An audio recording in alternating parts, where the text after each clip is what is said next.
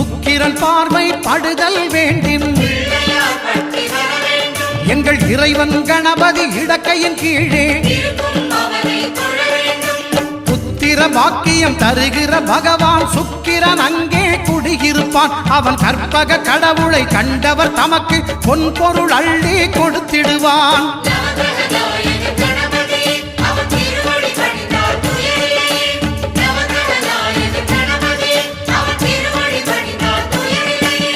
ஒன்பது கோளும் ஒன்றாய் காண அங்கு கற்பகம் என்னும் கடவுளின் மெய்யில்